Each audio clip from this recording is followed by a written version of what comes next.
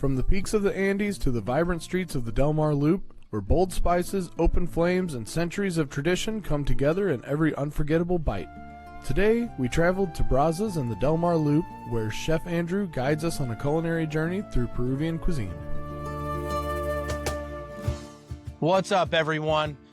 We're on the road today, and we are at the iconic and historic district known as the Del Mar Loop in St. Louis, home to iconic locales like Blueberry Hill, where Chuck Berry called home for many years, or legendary venues like The Pageant, widely considered one of the best concert venues in the entire country, but also home to dozens of restaurants ranging from ramen to Korean and Mexican fusion.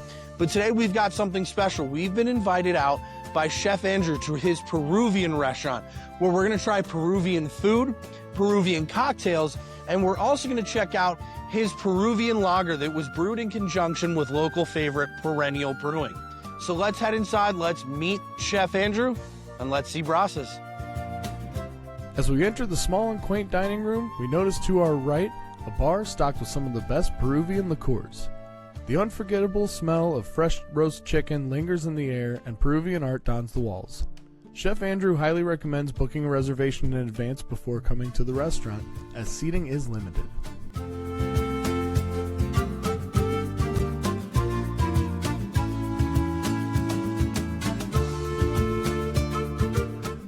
We are met with a shot of Fernet, an Italian digestif, to get things started before Matt and Dub try out a pisco sour.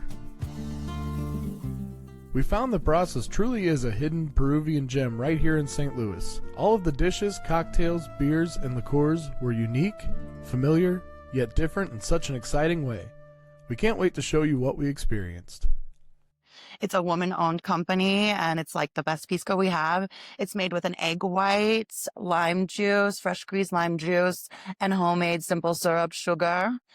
You give it a nice dry shake first for a long time, add a few cubes, just a few, and then you give it another shake to really give it that frothy top. Then you top it with a couple drops of bitters on each spot, and you just drag the little thing down it, and it gives it a nice, cute little heart pattern. So Love enjoy. it. Yeah. Love it. Thank you so Awesome. much. My pleasure. No problem, guys. Alrighty. Thank you. The Pisco Sour is one of South America's most iconic cocktails, with a story that blends immigration, innovation, and a bit of international rivalry. The drink is widely credited to Victor Von Morris, an American bartender who moved to Lima in the early 20th century. God damn, that's good. Hold on a sec. Hold on. I gotta get another little bit of that. Rob's got the foam too. I can see it. I get almost, man. Almost.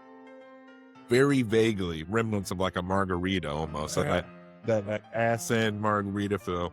But man, just delicious. Creamy, thick. I was very flavorful. I was gonna say, I love it. Like anything that I have to like do one of these on the mustache, so like little, they get that foam off of there. Like that's how you know It's good. that's a sour, man, with that creamy, frothy kind of texture on it. Yeah, and you get those bitters right on top. Yeah, it's everything of a sour, just different. Mm-hmm. Peruvian. Absolutely, dude, that is delicious. Yeah, it's so good. That's a fuck yeah for me. What do you think? Oh, that's a big fuck yeah for me too. Fuck yeah, And I'm not dude. Yeah. Not a huge liquor guy myself, but man, I can drink. I'll tell you what, one of my go-tos is a whiskey sour, and getting that frothy, foamy texture is not always the easiest thing to do. There's different ways to do it. Obviously, an egg white's gonna help, which they do here. But like she said, those little couple bit of ice cubes in there, you shake it up, you get that, dude. Yeah, it is a great froth. absolutely. Great froth, really. As you can see, I've already drank 2 half of this, and it's still just a big head of froth on it. Yeah, that's amazing, and it's pretty versatile too, because obviously there's a sour, there's a tartness to it, there's a sweetness as well. It's refreshing, but I also like, it's not like it's gonna give me a chill on a fall or winter day. Like it's still gonna warm you. Would be great on a hot pan. It is. That's what I'm saying. It's refreshing enough for hot weather. It's warming enough for cool weather. It's one of the most versatile cocktails I've had in actually a while, dude. Like big props. Props to them. True that. Very versatile. And a little hint of bitters, man. Just a nice little, It ties it all together. yeah, a little topper. Hey, well, that's a fuck yeah. That's a From big- the B team. Big fuck yeah. Big thing. While Matt and Dub finish up their Pisco Sours, we head to the kitchen where Chef Andrew prepares some unforgettable food for Jim and Joe. The culinary journey that we are about to embark on is transformative and was totally unexpected. So papa rellena is basically a stuffed potato or a potato croquette. So we make a dough with just potato, fresh potatoes, yuca, potato starch, and then we make a stuffing, which is a ground beef stew. So we start with plating. It's our ají verde. So ají verde is jalapeno, pepper, cilantro, cream sauce. And then we're going to top it off with a little bit of ají amarillo mayonnaise, which is a little spicy mayo made with Peruvian peppers called ají amarillo. And we top it off a little bit more with ají verde. And then this is a little onion relish, fresh onion salad. Has cilantro, lime juice. It's a little refresher. Let it soak in lime juice for a few seconds. And then it's our last touch.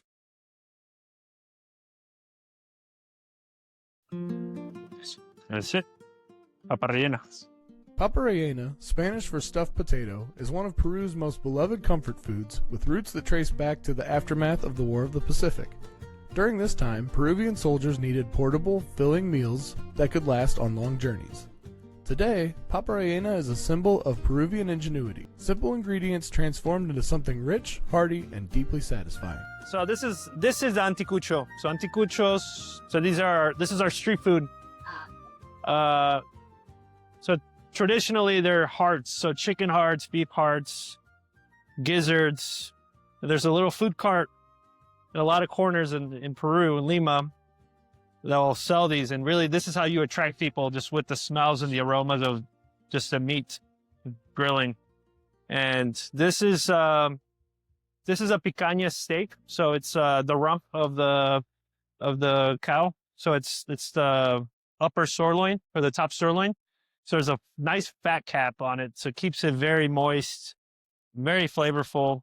And right now we're cooking it to a medium rare temperature.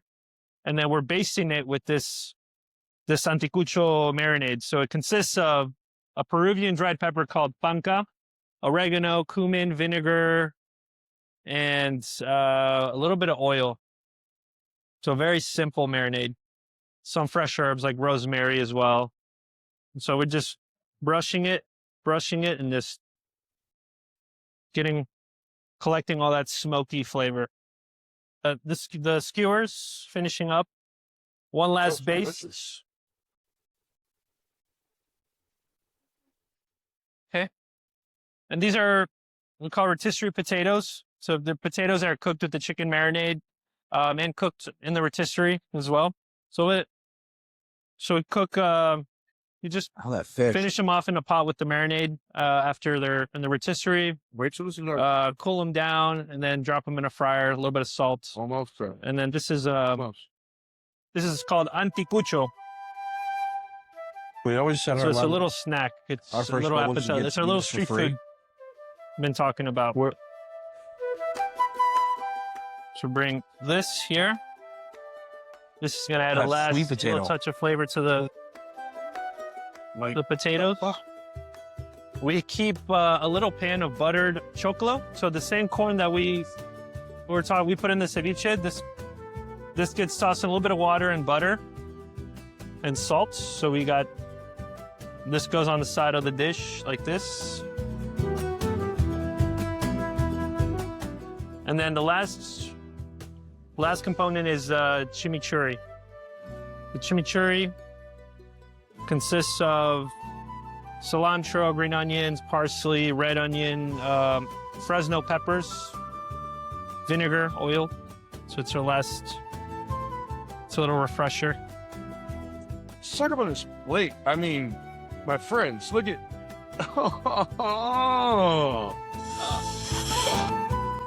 Anticuchos, traditional Peruvian. Seasoning was beautiful. The marinade, the onions, the cilantro, the sexiness. That initial bite, a little bit of sour, a little bit of heat, the salty, and then just Salty tang. and then just beautiful. the absolute the meat flavor, the meatiness. It is so well marinated in sauce on the outside, but not over penetrated to where when I bite into it, I'm getting meat. It doesn't have to be this perfect medium rare to have the juice still in there. It's like a great, like, honestly, it's like a perfect medium.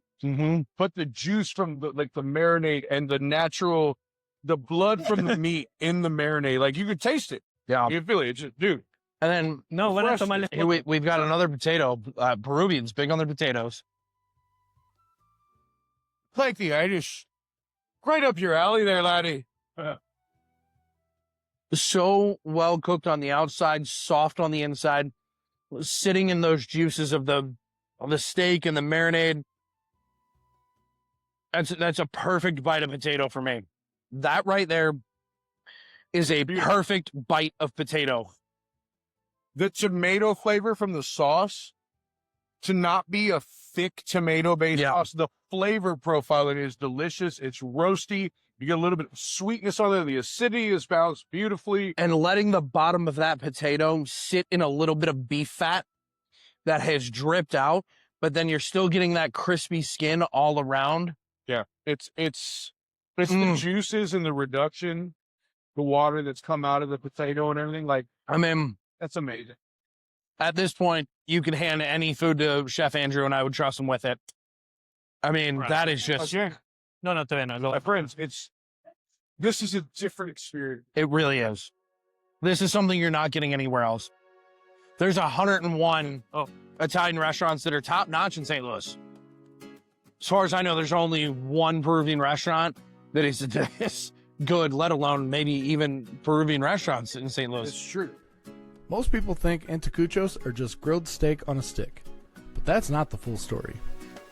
In Peru, anticuchos actually started with beef heart, cooked by Afro-Peruvian communities who turned humble ingredients into something incredible. This is anticuchos de picana, a premium twist using one of the most flavorful cuts of beef. That fat cap, it slowly melts over the fire, basting every bite. But the real secret isn't the meat, it's the marinade. Ají panca, garlic, vinegar, that smoky, tangy flavor is what makes anticuchos unforgettable. This is a ceviche clásico, so we'll start. Este mixo, ¿no? Clásico. Este mix. pequeñito. Este me hiciste es un clásico. Okay. All right, so we're going to start. We have a little bit of raw mahi.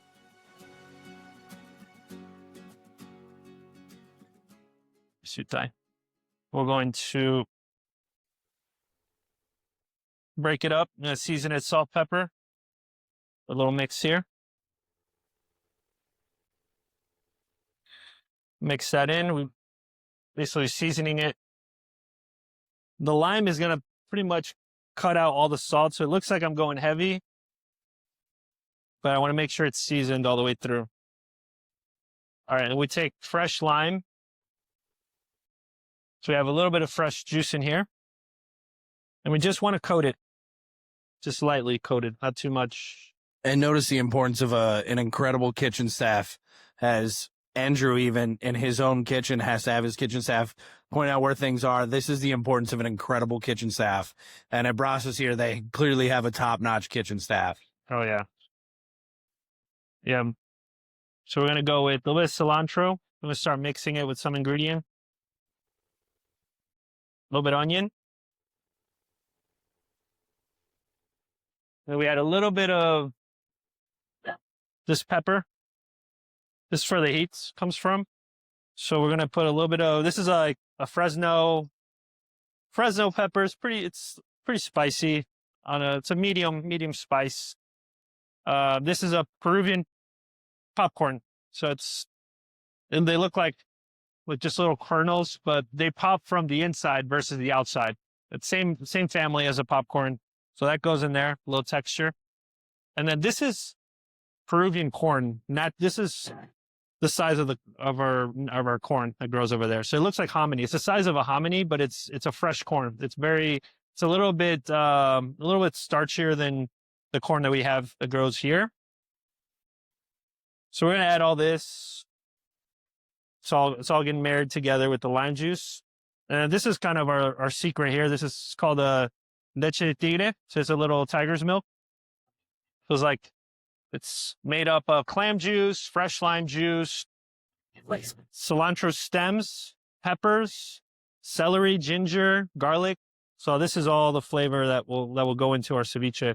So this is our mother sauce at the other restaurant with the cevicheria, because we use this. We put a little bit of this in our paella as well. And we're gonna top it off with all the ingredients that we've had in there. So sweet potato. We're the country that has probably the most variety of potatoes in the world. So you'll see potatoes all over our cuisine.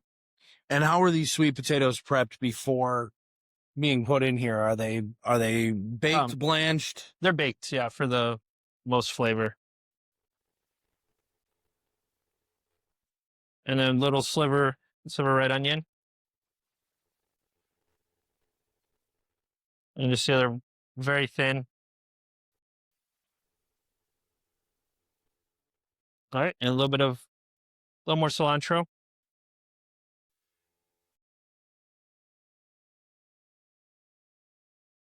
So hominy, not hominy, Peruvian corn.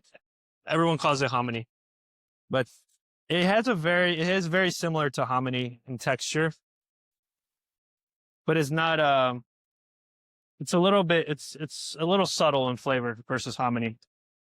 All right, we put a little bit of cancha. This is the popcorn we were talking about. And Fresno pepper. That looks delicious. Thank you. Ceviche, done. Good. So they're both fish. We do have one that has octopus and Glazed pasta. Oh wow, the freshness. The freshness on the Oh nose. my God, yeah, that's holy hell, bro. put a little bit of that corn in there. A little bit of pepper, some spice on it. The lime, the fresh. you can always lime. request it spicier, Demon. You want more spice? So the cilantro, the lime, that Peruvian popcorn that's like inwardly popped, that is so incredible. Mm-hmm. There's that little bit of texture. Yeah, that little bit of pop of texture. Well, that spice is just I on mean- point, man. I'm gonna grab this hot pepper here, because your boy likes a little bit of heat. Let's get that potato in there. And a little clay pot, like Yeah, vamos a I mean, hacer anticucho. No vamos a hacer por belly. flavor, No vamos a hacer like, it's anticucho almost y just un like pollo. just the juice alone. Y la chaufa. Bro, No, perdón, so- mosaico. The level of spice, the saltiness So- is perfect.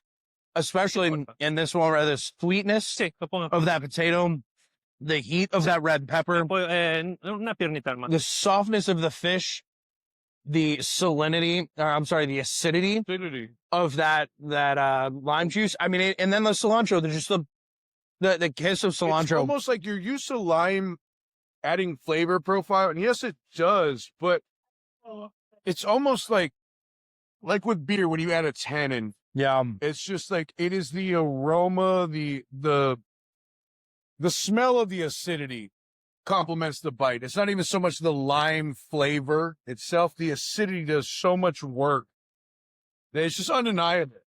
See, there's that nice little crunch. The So- onions are still crunchy, but they're also a little bit pickled Yeah. at this point. and to really try fresh ceviche. I mean, we just watched him make this ceviche. Absolutely incredible. I'm telling you right now, if you don't think that you can get something interesting that's seafood in St. Louis, come down to Brasas and try the ceviches, because that is an incredible flavor that you would expect to get on the coast. You would expect to see this in Florida or maybe South Texas That's or what I maybe was thinking. even Gulf Shores, but in middle Missouri. That's what I was thinking. For the middle of the country, you're not just tasting something good. This is an experience. This is an absolute experience. You absolutely need to come down here and try this ceviche. I mean, that is one of the best ceviches I've ever had in my entire life. As a South Texas Chicano, I've never had ceviche with sweet potato. And the pairing with the cilantro and everything, like it adds such a kick, such a sweetness. It's so much. You know what? A dish like this, it's like, it's interesting. It's entertaining. It's different. It's engaging. It's fun because you're experiencing something different in the area. So we were really excited to come here today because we've never tried Peruvian food. This has proved to me why you need to come try Peruvian food, because this is not something you're getting anywhere else in St. Louis, anywhere in the metro area. Come on down to this is absolutely incredible. I've got to try another bite before we try we've got one more dish we're going to try. Hominy, man. All right. The crispness, that subtle corn sweetness from the hominy. Mm-hmm. Man. Perfect. Absolutely perfect. Cevichito Classico began as a practical, high-energy meal for working fishermen. Along the coast of Peru, they would prepare early versions right on their boats using fresh-caught fish, lime juice, and chili peppers. It wasn't just flavorful, it was fast, refreshing, and rich in protein to sustain them through long hours at sea.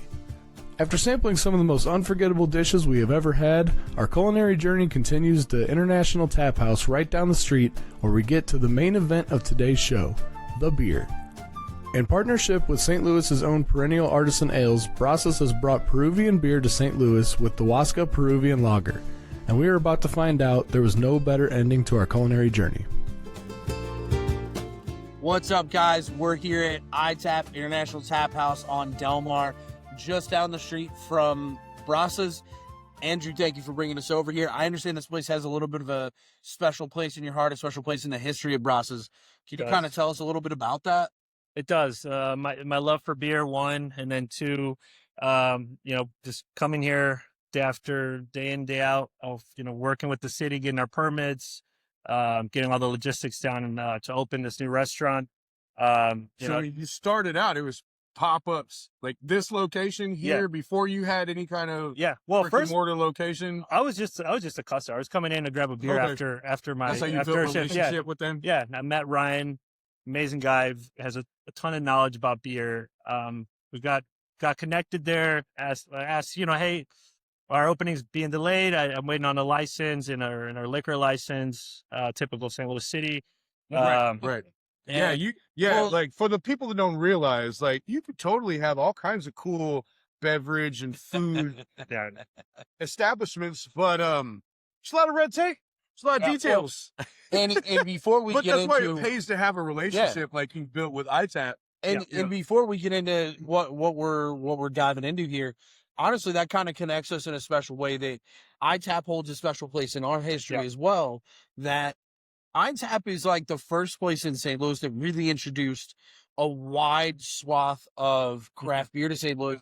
And it's where I found my love of beer, their original location down in Chesterfield Valley. I have a buddy that wound up being a manager down there for years. It was where I went when I won. Shout out to Dorsey. Shout out to Mike. What's up, buddy? But no, that's a great point, because I turned 21 in St. Louis, but I'm not from here.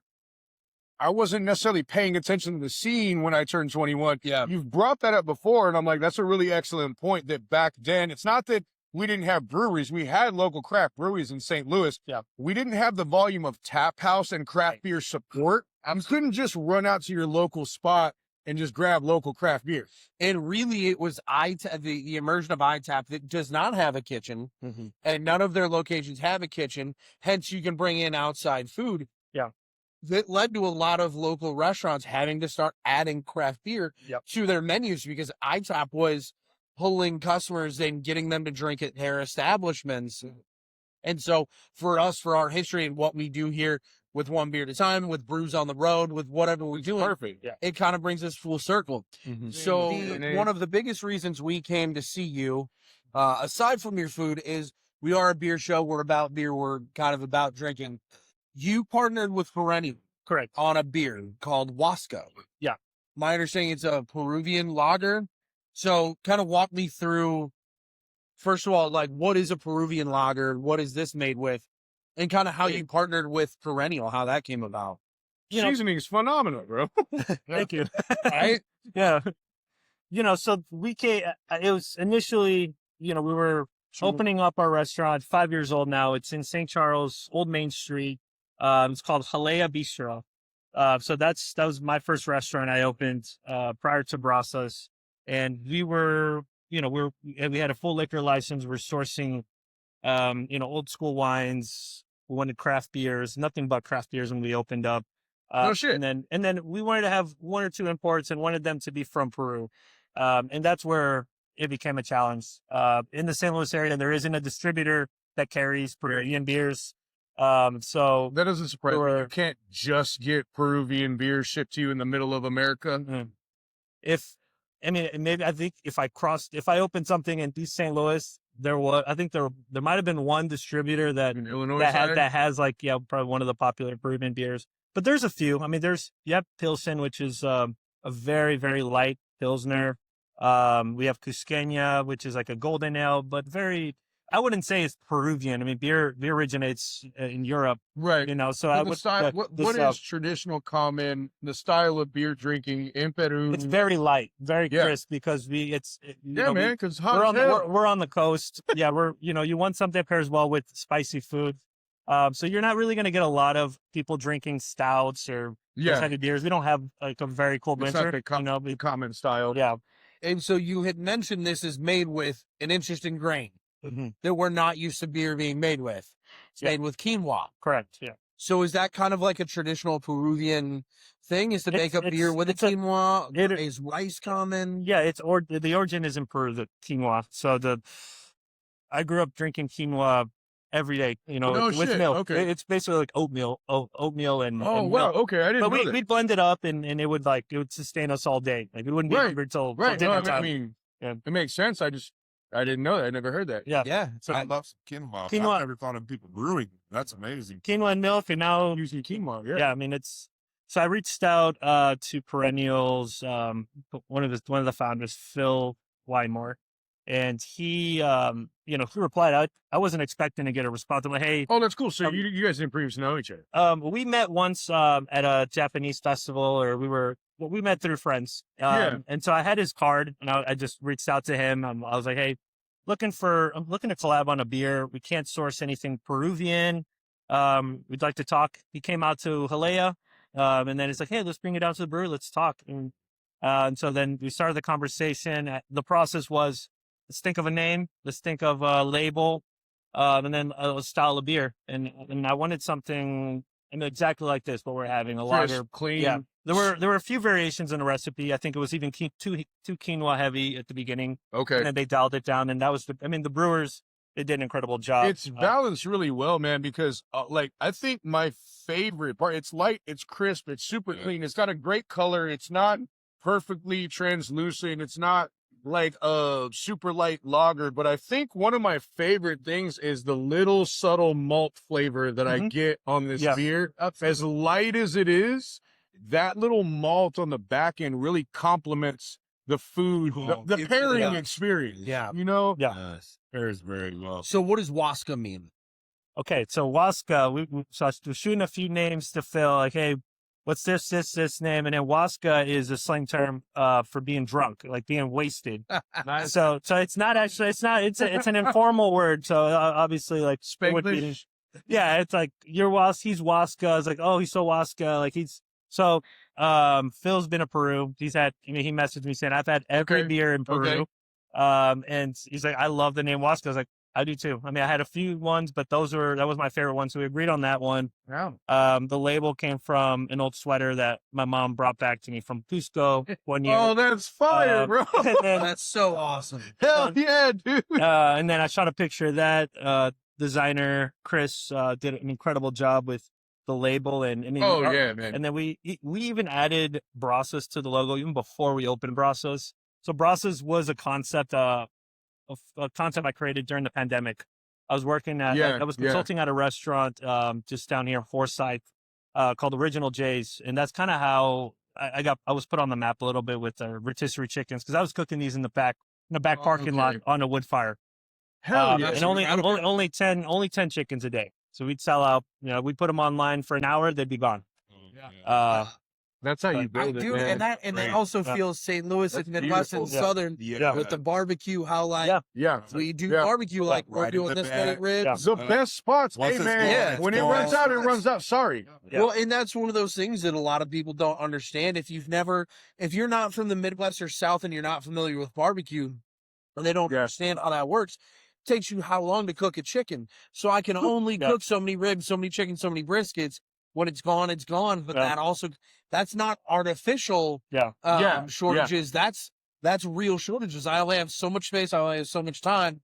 If it takes me 6 hours to make a chicken, I can't just go in the back and whip up a chicken. No, it's done. It's 86 is what we call it in the industry. And it's, you know, in the winter, that's where logistically for a business, it became difficult because our winters are brutal sometimes here. Yeah. So like, even with the wood fire, even enclosed, it would still take like 4 or 5 hours just to cook whole chickens. Yeah. I'm like, fuck. And then I'm just like in a puffer, I'm in a puffer coat, apron over it. I'm like, fuck. Like the end result is worth it, but like, fuck. yeah. the labor. You get negative. I mean, you get negatives. The sacrifices, the dues paid. Yeah. I mean, this is incredibly impressive. Yeah. Food, dude. I think Beer. they killed the label, man. Honestly, Everything. The lead. I like the beer, but I love this label. I think it's perfect. I mean, the Just food is stands out a, of is a craft fuck drink. yes for me. Yeah. The beer's a fuck yeah. The label. Yeah. I have a feeling that Waska is going to be a term that we start using. Yeah, you will be. That's That's going to infiltrate our. Oh, Huasca. Take it easy, way. What I love about this beer is like, I love rice cylinders. And I was introduced to those fairly recently, about a year or two ago with the Cheetos and whatnot. This is just like that as well, man. We get all this flavor, but so light. And it's so crushable. There's a familiar quality. It's like, I was just having this conversation at Rockwell a couple of days ago where I was telling somebody it's very rare, but if you can get your hands on a corn lager, I'm like, absolutely try it. Like, you have to. There's a crispness, a subtle sweetness. There's a way that it ferments that it's just different. Yeah. And they were asking me, where can I get a corn lager in St. Louis? And I'm like, shit, I don't actually know. But the one I brought up was, same thing, shout out to Perennial. Perennial also has a collab with Grace Chicken and Fish where they have a hominy lager. Yeah. And it's in the same realm as a corn lager. Yeah. And it's cool because like now we're trying something different and it's like actually like the flavor profile, it tastes different. The malt is different on this brew. Something all its own. But with the quinoa and everything, I'm like, it's still in the same vein. Yeah. You know, and we don't have a lot of these options here in St. Louis. So it is a lager worth trying 100%. Yeah, it's Honestly, amazing.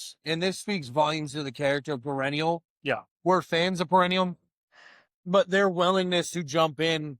You like you said, you'd met him one time, sent him an email, and he was like, "Yeah, I love that idea. Let's get together." Like you said, Grace Chicken and Maine. Yeah. They have their own hominy beer. Yeah. It's similar. It's pretty similar to this, but it's a little cornier. But in a good way. You know, it's still crisp. That is the beauty of our whole thing. Is about support, promote local. Yeah. That is support, promote local. Yeah. To the nth degree. Yeah. Drink local. Friends, we're at ITAP. We are going to drink some more local beers, but we're going to finish some food. Cheers.